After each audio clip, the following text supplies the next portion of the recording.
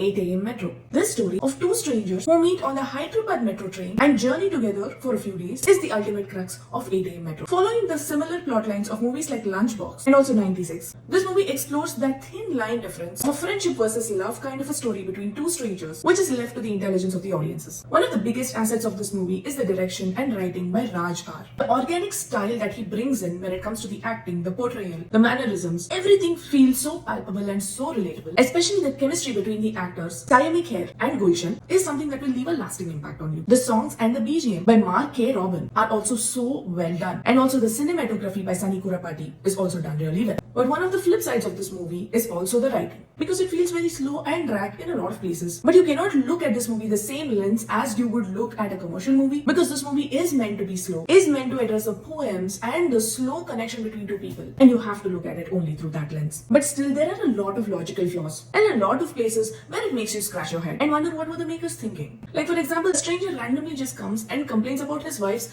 dal chawal, or the way the hero, the bond between him and his wife is shown as if it is current day. That could have been explained and shown in a much better light. But otherwise, because I am a sucker for slow movies like 96, I think I definitely loved this movie at least up to 70%. In a lot of places, especially the poetry I think is penned by Gulshan sir, it comes to life in a beautiful way. But in a lot of emotional scenes also, I found it difficult because I usually get very emotional, but I could not for some reason when I was watching this movie.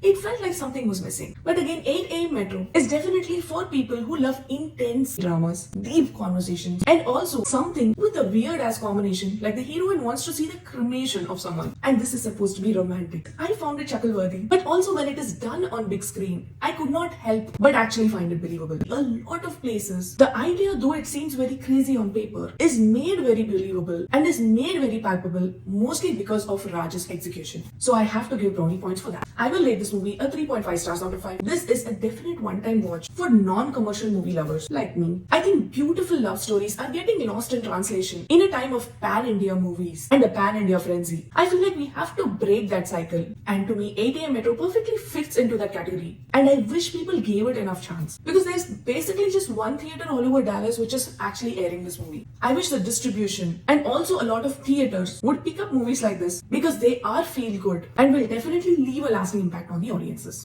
Actors who definitely stand out are basically everybody, because that is one of Raj R's speciality. He can make even someone with zero acting talent actually put up a good performance. But the actors who stand out definitely are the girl who played Riya. I absolutely loved her from first to last. And also the guy Umesh who plays Iravati's husband. He also puts in such a good effort. The children. Surprisingly, Kalpika Ganesh is also there and she also fits in really well. But the main point should definitely go to Saiyami, Kher and Gulshan Devaiah. I've always been an admirer of Gulshan Devaiah's work. Let it be Mard ko dard nahi hota or Ram Leela. I felt like he definitely stood out in his roles, and he takes up this role with such conviction and makes it look like a piece of cake. Lines like lubbed up 72 or lub 72 ya dub 72. That was my favorite moment. One of the biggest takeaways for me from this movie would also be, why do we wait until the last moment to express our real feelings? That line got stuck with me, and there are a lot of lines in the movie which definitely made a lasting impact. The writing is so on point in scenes like that, especially the conversation between the two actors and the way that it is portrayed is done to perfection. And there are also scenes where the supposedly still camera in a still shot keeps moving, and I love that because it makes the feel more believable, and it feels like the camera is actually breathing and living with the actors, which adds to the feel, and I loved it. So yeah, give 8 a.m. Metro a chance if you can, and if you are a non-commercial movie lover, you might definitely enjoy it. There is heartbreak,